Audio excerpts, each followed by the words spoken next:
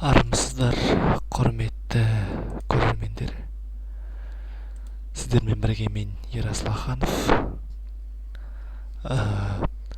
Бүгінгі видео бұл яғни менің жалпы қазіргі таңда минусовка жасаумен айналысып жүргеніне байланысты түсіріліп отыр бұл видео. Мен өткенде Алло әннің минусының обработкасын тастаған болатынмын. Яғни оны көпшілік адамдар тамашалады, бағасын берді жалпы. Әсіресе қырғыз бауырларымызға көп рахмет. Ал енді бүгін тағы бір менің жасаған минусым шығармам Мастер минусовка дейді. Енді мінекей өмір ғажап атты әнім шыққан, екінші болып. Яғни Мастер минусовкам шыққан, әнімде өзіме қойылмай қойын. Қайрат Нұртас және Айдос Омаровтың туындысы, авторлық әні. Мінекей өздеріңіз проектінде көріп тұрсыздар жалпы. Осындай деңгейде салынған. Және де алдымен енді олай болса әнді толыққанды тыңдап шығайық. Әрі қарай сосын кететін боламыз.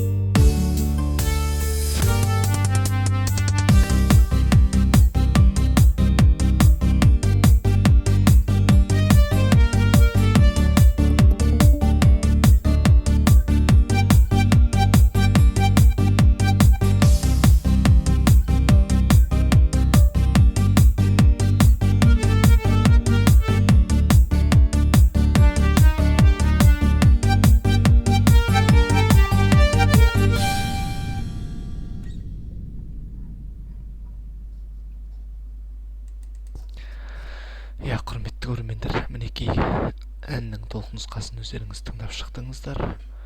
Жалпы бұл ән менің өте бір сәтті шыққан туындым деп айтуға әбден болады. Себебі мен бұл әнді үйде мультимедиалық тұрғыдан жасағаныммен студияға барып, студиялық акустикада тыңдап көрдім. Жалпы жаман емес, өте жақсы шыққан. Ал енді разборға қарай кірсек. Жалпы бұл әнді жасағанда қалай жасадым дегендей. Бұл менің негізі енді опыт жинап келе жатқандағы алғашқы әндерімнің бірі болғандықтан бұл әрине соншалықты бұлай сәт шығады деп ойлаған жоқ. Көп адамдар алды, көп адамдарға тараттым бұны, тегін тараттым. Және де мінекей бірінші паттерн, яғни бірінші бөлікте не жазылған? Бірінші бөлікте бізде мінекей мынандай звук кетеді.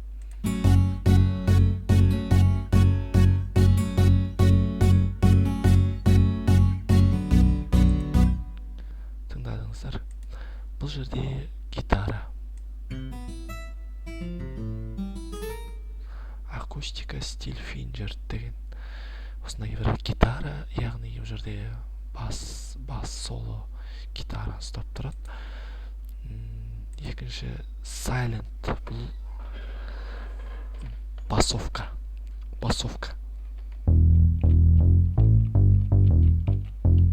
Мінекей осы басты қолдандым. Silent'ті жалпы өте көп қолданамын өз басым. Міне мынау lead. Яғни бұл жерде мен lead'ті плактың орнына қолдандым.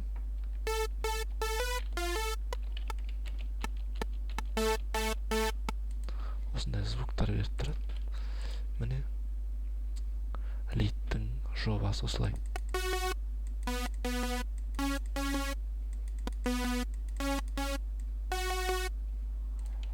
Енді екінші паттернде кик, клэп, перкуссия, хэт сияқты дүниелер кетеді. Мінекей.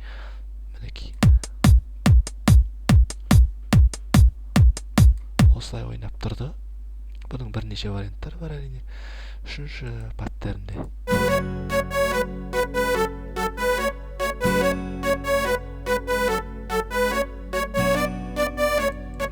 осы проигрыш, яғни гармошканы естідіңіздер. Мінекей бұл жерде гитара, тағы да бас гитара ойнап тұр.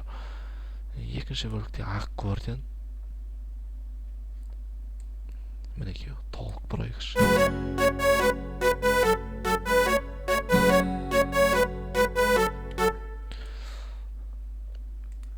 Ал екінші тағы бір аккордеон, бұл екінші дауыстап тұрады.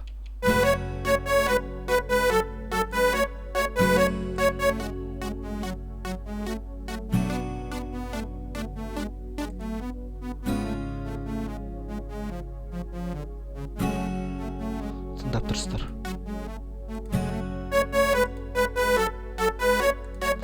Әдеттегідей плак, яғни лид, және де пэд қолдандым бұл жерде.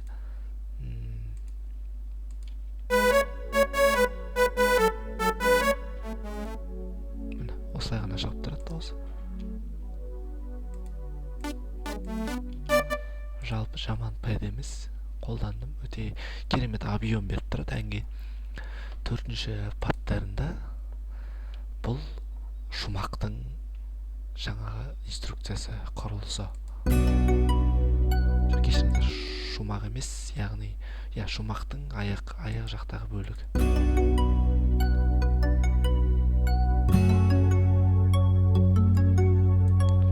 Бұнда әдеттегідей жаңағы бас бар, гитара, өзіңіз көріп тұрсыздар, мінекей реал гитара, бас, жаңағы пэдіміз әрине міндетті түрде кетеді, және де кристалл такой проигрыш салдым. Дон-дон-дон-дон-дон.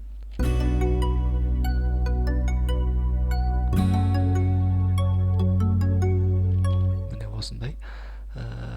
Бұл соңғы 5-ші паттернде бұл әртүрлі қолданыла береді. Бас қана тек 6-ші паттернде. Бұл әрине кейбір жаңағы бочка ұрмайтын жерде көбінесе қолданылады. Бұндай жаңағындай яғни переходқа өту үшін, келесі әннің келесі бөлігіне өту үшін қолданатын бұл қарапайым фишкалар.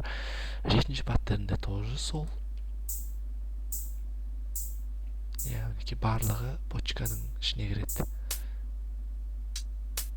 Барлығы почканыкі.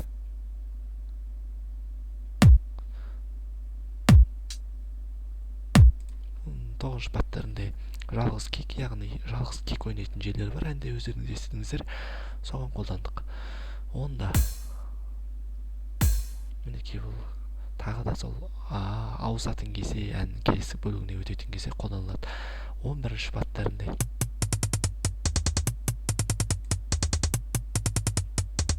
бұл да переход, яғни перкуссионный переход деп аталады. Бұндайларды өте көп қолданамыз жалпы әндерде. Ал мынау мінекей қайырмасының бөлігі болу керек.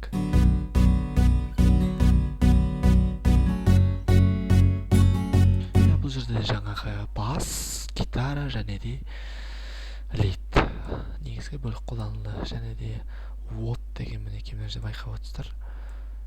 Тоже аккордеон бар, гармошка мінекей.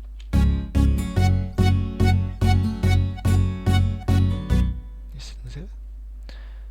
Та-та-та-та-та-та-та дейді.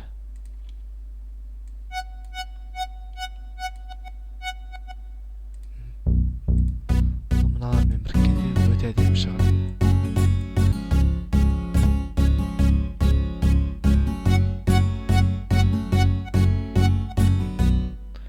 13-ші паттерн тағы да ауысатын жерлер. 14-ші паттерн бұл шумақ. Бұл шумақтікі тағы да сол жерде әрине бас, лид, гитара. 15-ші паттерн ол да сол. Бұл жерде қалай? Бұл жердегілер кішкене өзгеріс бар. Қандай өзгеріс десеңіздер, себебі әннің мына жерде модуляцияға кететін сәті болады. Сол кезде модуляция мінекей G аккордымен көтерілді. Басында F диез болған, кейін G-ға көтерілді. Модуляция. Соныкі. Бұл да модуляцияныкі. Тағы модуляция. Мінекей модуляцияның проигрыш, яғни бағанағы ең басында көрсеткеннің барлығы бір жарты тонға, яғни жарты тонға көтерілгендегі версиялар. 19-шы. Мінекей бұнда ұсақ түйектер кетеді қазір. Арасында қолданған фишкалар. Мына осындай фишкалар кеткен.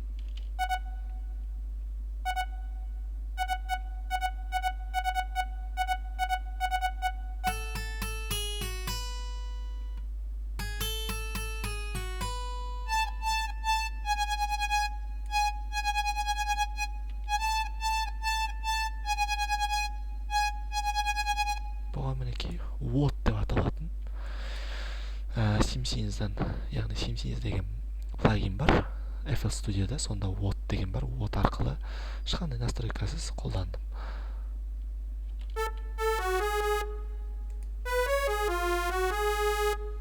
Мінекей тағы да Австралианд аккордеон деген Citrus-тың ішінде бар, қарапайым өзінің стандарт плагині.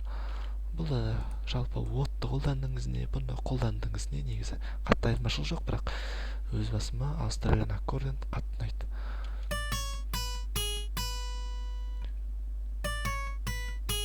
Гитара.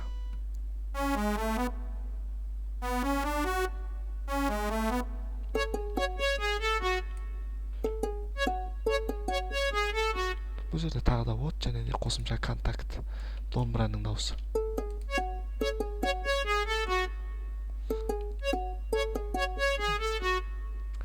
Бұл плагин торрент версиясы интернетте бар.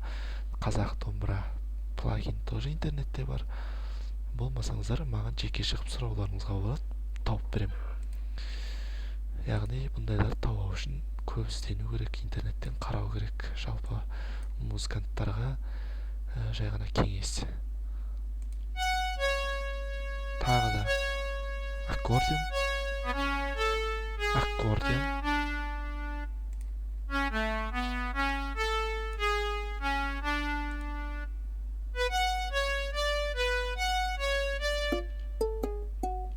Домбыра.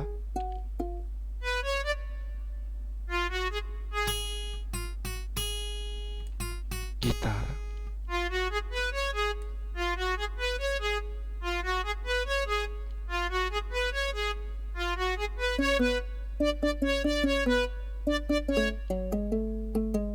Домбыра.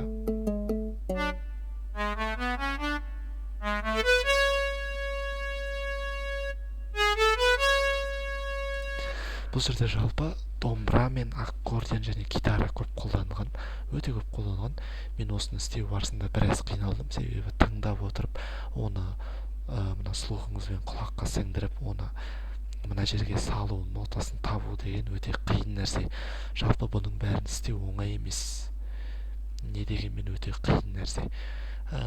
Кейбір жандар ойлайды, минус жасау оңай, минусты тез тастауға болады. Иә, болады тез істеуге. Бір варианты бар. Тек қана арнайы жасалған готовый программа бар, соған саласыдағы вокалды, яғни сөйлеп жатқанда вокалды қыса саласыз, ол тек қана задатка болып шығады. Задатка дегеніміз ол әннің жартылай частоталарын жою деп табылады. Ал частота жою деген әннің качествосын құрту деген сөз.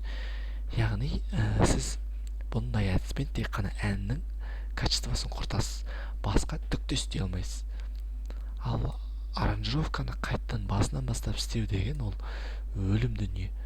Ал мен бұны тегін салдым, әрине халық үшін біраз қиналмасын деген ниетпен өзім қолымнан келгенше істеп, оқымасам да әйтеуір қолымнан келгенше жасап салып тырыстым.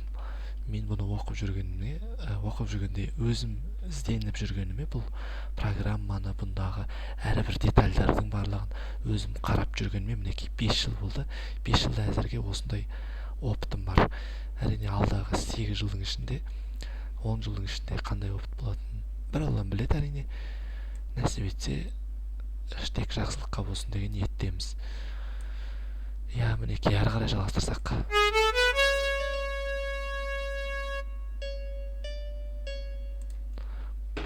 39 паттерн, тағы да пианино қосылған арасында.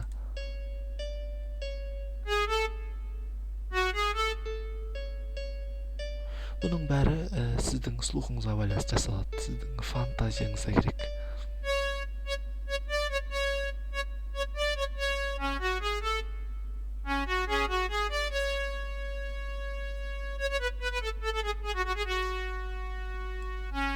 Міне өте бір қиын жасалған ноталардың бірі.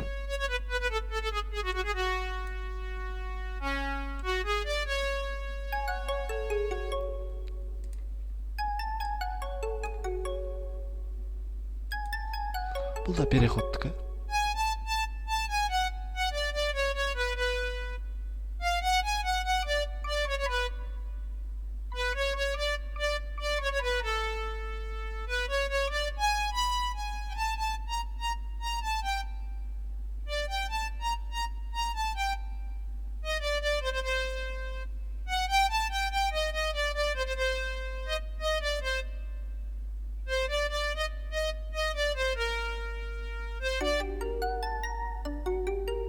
Бұл да переход.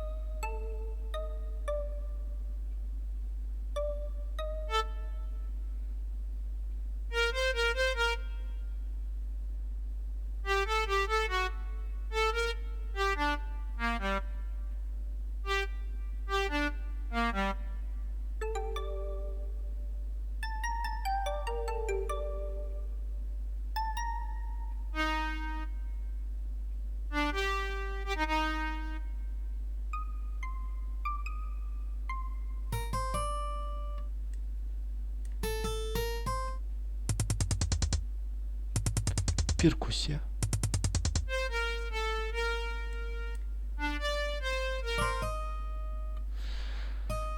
Міне байқап отырсаңыздар, көбісі аккордеон, гитара, пианино, кристал.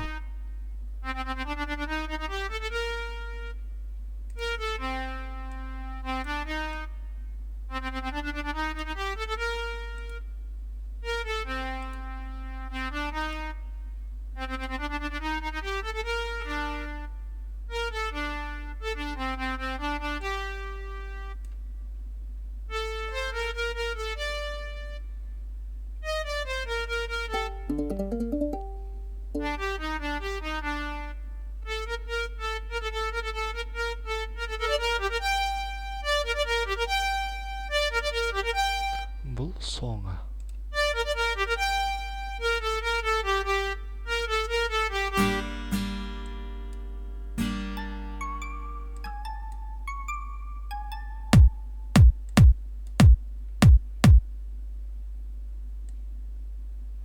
Мінекей 85 паттерн кеткен екен, яғни осы әнді жасау үшін. Мен бұны желтоқсан кезінде демей ақ қояйын, жоқ, қаңтар айында ақырғы рет жасап жарыққа шығарған болатынмын. Желтоқсанның аяғы, қаңтардың басында. Бұл әнді мінекей мен жасап кеткелі 2-3 ай болып қалды. Мінекей содан қайттан қарап сіздерге видео урок жасап отқан жайым бар. Бұнда енді бұны істеуде мен кәдімгідей біраз қиналдым. Жаңа көптеген қолданатын жерлері бар, өздеріңіз байқадыңыздар. Жалпы мен бір кеңес айта кетейін. Жаңадан шығып жатқан осындай қызығып жүрген, енді бастап жатқан жігіттер, музыканттарға бұл өмір ғажап тойдың әні, яғни тойский ән дейді ғой. Тойский әнге байқап отырсаңыздар өте қызықты, билейді, керемет билейді, бірақ бұған көп нәрсе аса бір кереметтік қажет етпейді. Яғни өте оңай аранжировка жасалу жолы мен үшін қазір оңай. Енді бастап жатқандарға әрине қиын, кез келген адамға қиын болады. Бұнда қолданасыздар тек гитара, оған реал гитар деген мінекей осындай бір керемет плагин басуға болады. Интернеттен қарап реал гитара керек, бұны қолдана білу керек, іздену керек болғанда. Және де өзінің FL Studio'ның стандарт плагиндегі Citrus'тағы Austrian Accordion деген осындай бір плагин тағы да керек. Бұл да жақсы, өте керемет, яғни гармошка ойнатуға жақсы. Және де осындай Silent дейтін мінекей осындай бір керемет плагин тағы басып алыңыздар. Бұл да ішінде көптеген пресеттер бар, бастар бар, лидтар, плактар бар. Және де контакт 5 домбыра. Бұл да керек тойға. Және де кристал, бұл хармор деп аталатын өзінің стандартты плагиндердің ішінде бар.